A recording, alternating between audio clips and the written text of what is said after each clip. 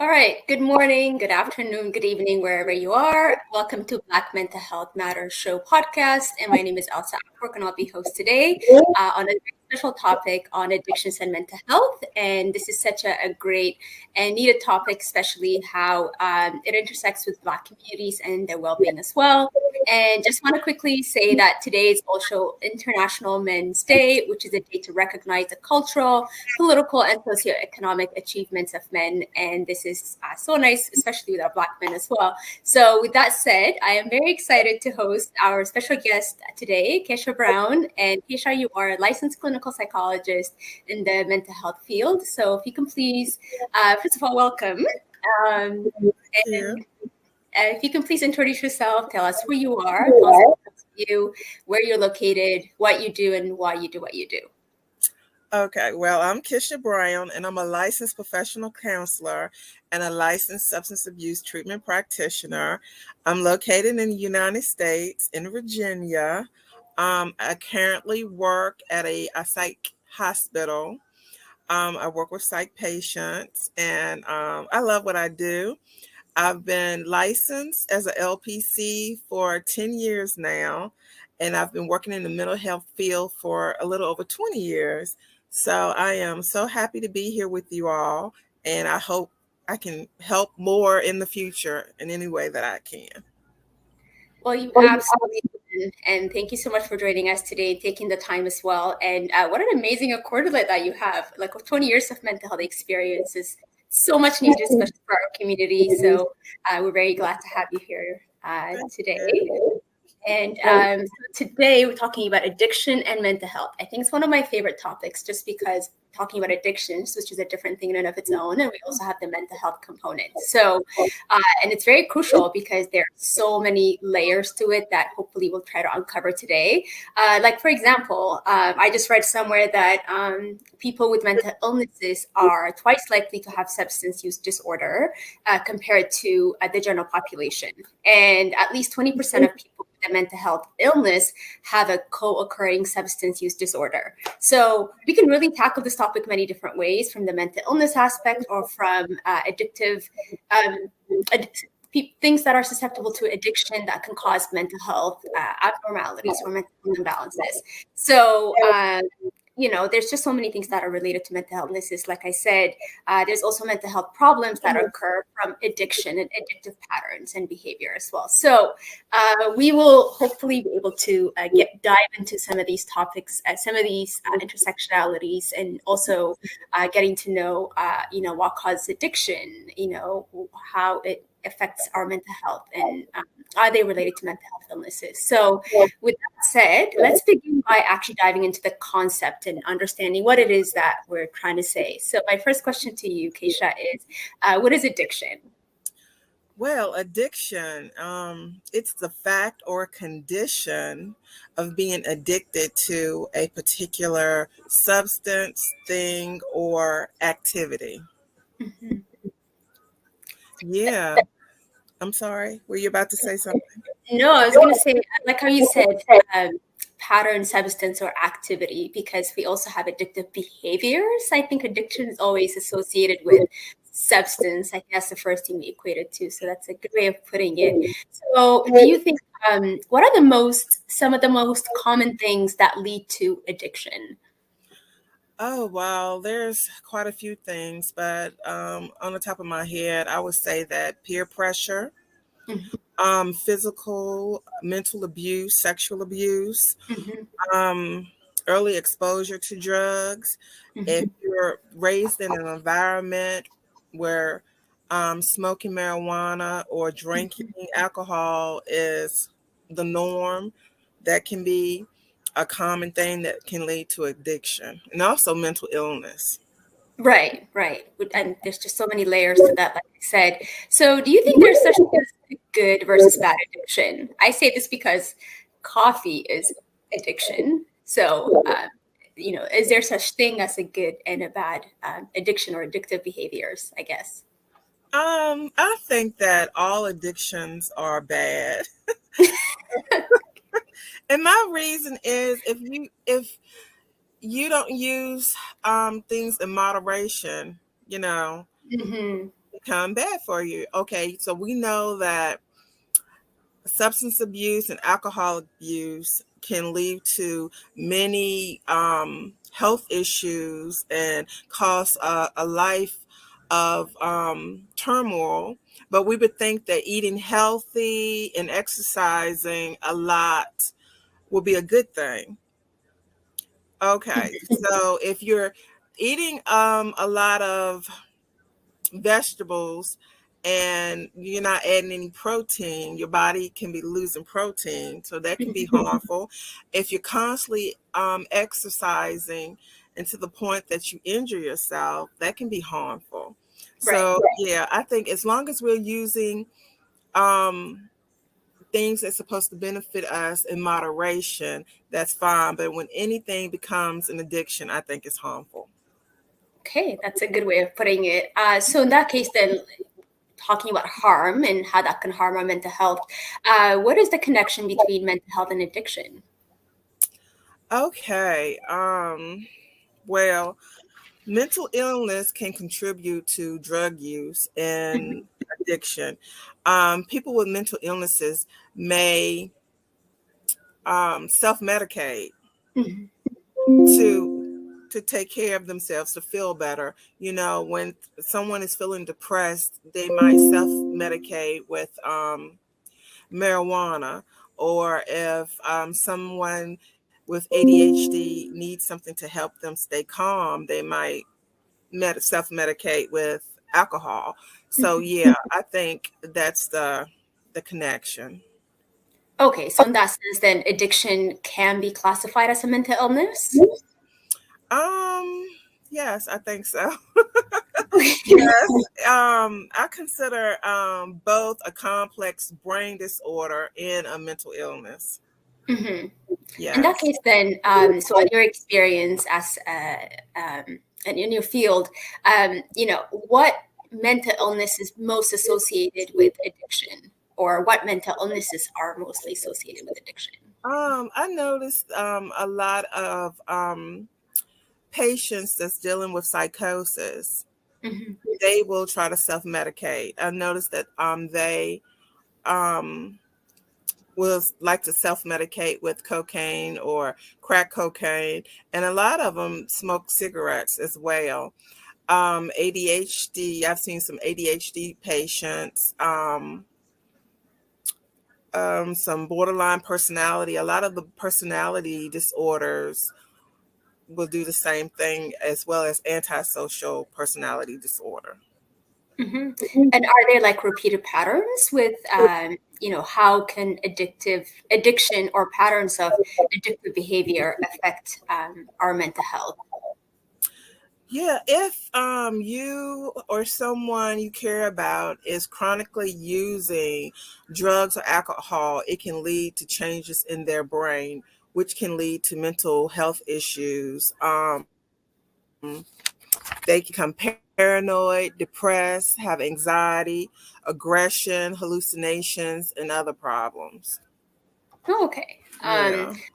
So in your experience then, from what are the chances, I guess this is I guess out of the scope of what I wanted to ask, but are there like high returners of those with those behaviors coming into seeking like mental health services from you than those that are first time abusers of substance abuse or other addictive behaviors?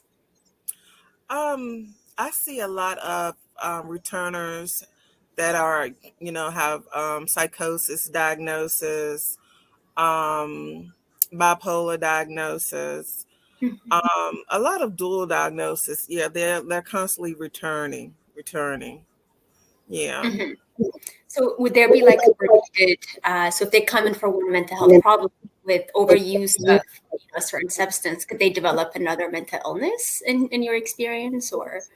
Yeah, they can yeah, if they're dealing with ADHD and they're not following through with treatment, they're not going to their follow-up appointments or taking their medication, yeah, they can end up having depression and Mhm. anxiety. Yeah, so there's other mental health issues that can come along because of not focusing on treatment, not completing treatment, not doing what they need to do to help themselves. So how is that? So those that self-medicate, I guess, is there like a harm in that? And what is the harm that causes that to further develop other behaviors besides addiction? Because a lot of the people that I notice do are trying to self-medicate because they think it's a treatable problem and not a reoccurring one. So Well, yeah, other than the addiction, it can cause them to have some physical conditions as well. They can have smoking cocaine can cause them to have heart issues, and it can cause their blood pressure to be high. It can cause a lot of physical health issues. Yeah. right. Because I think when we talk about mental health, sometimes we separate it to say, psychosis is a mental health problem, but I don't want to say just misdiagnosis, but also trying to self-medicate certain problems could also have harm in the physical aspect. And I see even in previous like mental health services that I worked at, where they come in for one thing, but they could have 5, 6 different things in return, and then it could have like a dire physical effect. So, it's just interesting to see it from a therapist's perspective. So, I guess my next question to you, Keisha, is in the past, attention epidemic, because I want to bring this back to Black mental health and how it affects Black men. Now that we've defined some of these concepts and some parallelisms between mental health, mental illnesses, and addiction or addictive behaviors. So in the past, attention epidemic has focused primarily, obviously, on white suburban and rural communities, and which has been less so on Black communities. Could also be experiencing similar problems, if not more. For various reasons. So, do you think that there is a lack of commitment in addiction and mental health resources for Black communities today? Yeah, while all communities face mental health and addiction challenges, I feel that Black communities often deal with a lack of resources, Right. including high cost or no insurance coverage, limited options, and long waits to get into services, lack of awareness and education, and Mm-hmm. then there's a big social stigma for Black people when they're trying to help themselves when they're having issues with substance abuse and mental health. Right. And I agree with that as well. I think it's because when we talked about mental health resources and the way you put it as well, these resources were not available to Black communities in the first place, in addition to having all the other factors that prevents them from accessing these mental health services, such as lack of awareness. Could also be socioeconomic status. It's mental health services are costly, and resources don't come cheap as well. I mean, now I think there's more affordable options, and in the day and age of technology, I think there's things like mental health apps that I hope are people using them for. But even with, and I said today, it's because if we track back even 5 years ago, technology didn't. Yeah, we still had internet, but we didn't have a lot more services than we do now. So has there been any change, or has there been any progress, even from your experience? Yeah, I think there's been some progress. There's a lot of educational programs, a lot of treatment centers popping up, especially for the opiate epidemic. Mm-hmm. Yeah, so now insurances are being a lot lax and allowing, people to get coverage. If at one time only pregnant women and women with children could get Medicaid, and now Mm-hmm. men are able to utilize that resource. So I do think things are moving in a better direction, and but a lot of people are still under the radar. They're being missed. They're not connecting to the resources, and it needs to be a more of an outreach to bring awareness so more people can know about these services and utilize them. No, I absolutely agree. I think when it comes to outreach, that's one thing that community support and family support is direly needed, because I think we talked about it a bit before we started the show, is that there's this stigma associated with wanting to access, or admitting even mental health problem in Black communities. And I guess just a quick question, just in addition to that, for our experience, is that do you see a lot more minority groups? I just want to just broaden a little bit, coming into you for therapeutic services, and if so, have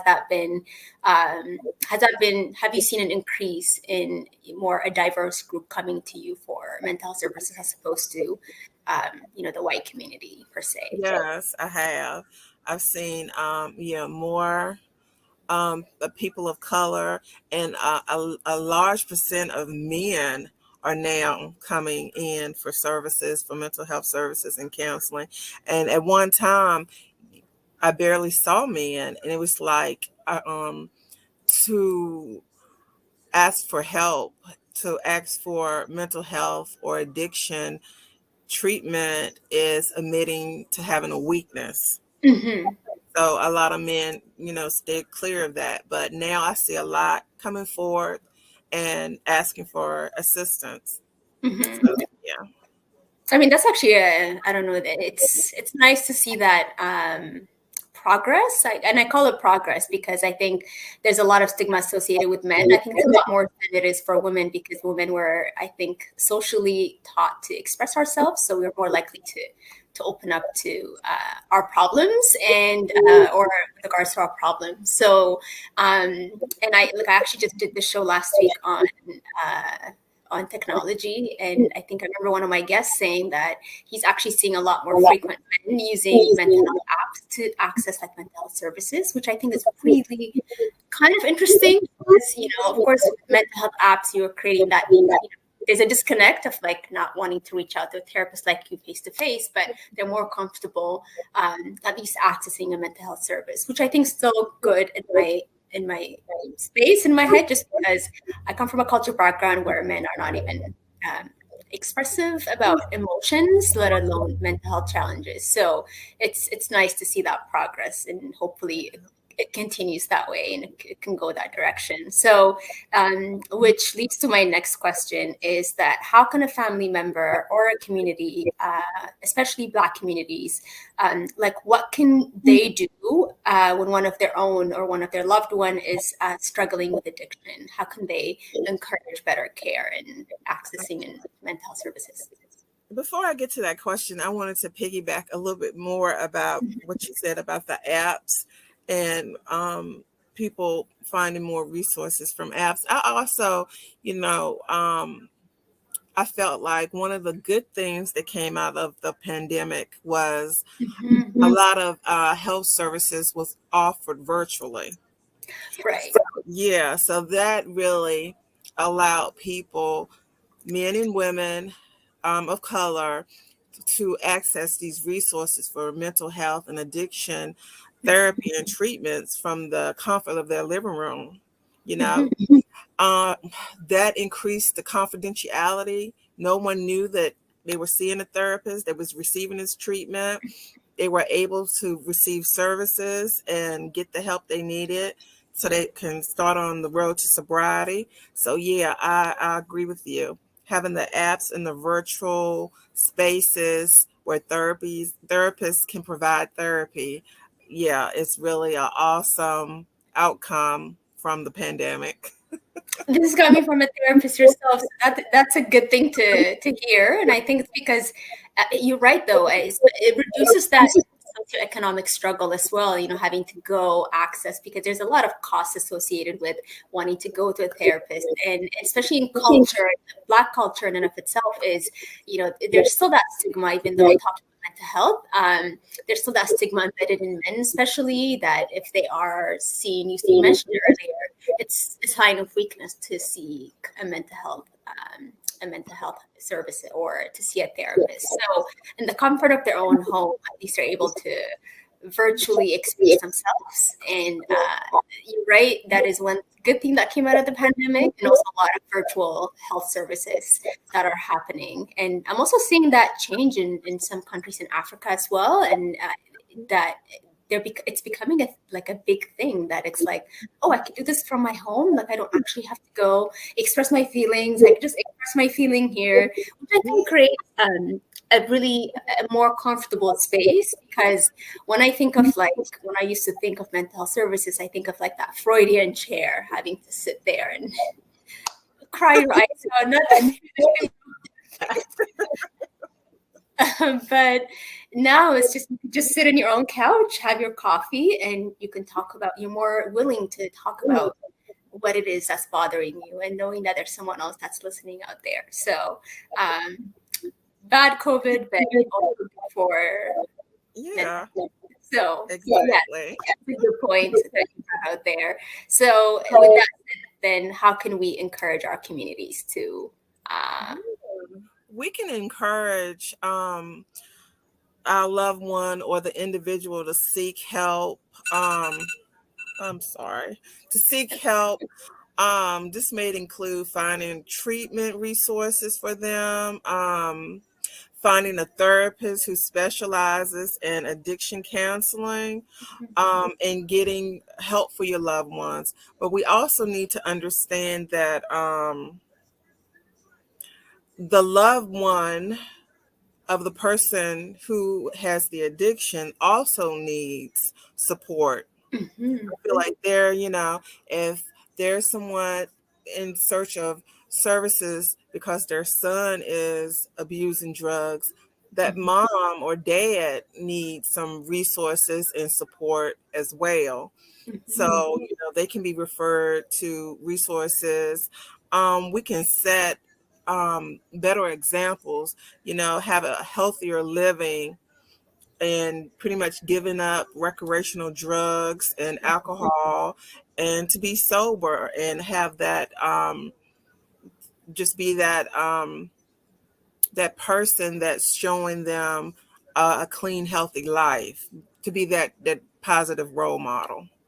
Right. I mean, you really highlighted the main thing there is that the support that we're providing, and I see it through like parents, even my parents themselves, they're also people susceptible of, their own problems. So to provide that support for them. And I think that's the most crucial part, because the support needs to support themselves. And Exactly.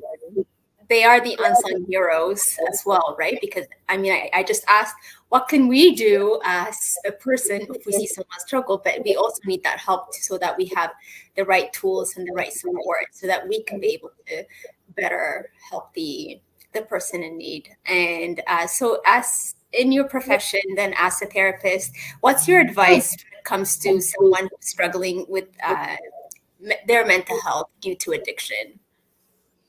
My advice would be to get treatment. Yeah. Just to reach out to a therapist or even their PCP, because they may need medication to help with mental health issues, so they won't have to self-medicate. They may need individual and or group counseling, individual counseling one-on-one with a therapist to sit down and talk about struggles, talk about goals, discuss interventions to help them. They may need a group therapy, which consists of a support, a community, of people who have been through or are going through what they're going through. So that person would know that they're not alone in this. This is something that's been going on and happening in their community to others. So they'll have that support, that sense of support. Yeah, that's the type of advice that I would offer them, is to get help. Don't give up. Try not to allow any type of stigma discourage that person. Try to be really encouraging and supportive. Yeah, that's a very good takeaway. I think especially that they're not alone. I think because mental health problems, whether caused by addictions or not, that it makes you feel isolated and it makes you feel very alone. So it's nice to at least to encourage better care, to say that, you're not alone yet. Yes, you're going through it alone, but there's also support system behind you. So I know we're crunched on time today. We're very grateful to have you today, Keisha. Hopefully we'll have you for more topics. I really want to dive into this topic more further. So hopefully we'll come back and we can talk about it more. But what is your takeaway message for today's topic, from your experience? My takeaway would be to be supportive and just be kind to people, because we never know what someone's struggle is, what someone is going through. Just a friendly smile, a hello, and if you see somebody that needs help, if you can point them in the right direction, that would be awesome. Just we need to start loving everyone, because we're all human, and we just need to be there for each other and be a support and a love for each other. Yes. Yeah. That's a simple, very, very profound message. And that's all we need at the end of the day. We're human, and a simple smile can go a long way. So thank you so much. And where can people find you, Keisha? Okay, well, they can find me. Let me see. They can give me a call. I do private practice counseling, Brighter Dawn Counseling Services. They can Google that and get my information. Thank you so much for answering all our questions today, and at least we uncovered some parts of. I think this is such a huge topic. Like I said, two of them could be discussed in their own realm, and to be able to create that intersectionality, especially for Black communities, is so essential. But yeah, and we're very grateful that you were able to join us today for a short time. We're very appreciated. Thank you so much, and you have yourself a very wonderful day, Keisha. Thank you, and you do the same. Thank you. Bye.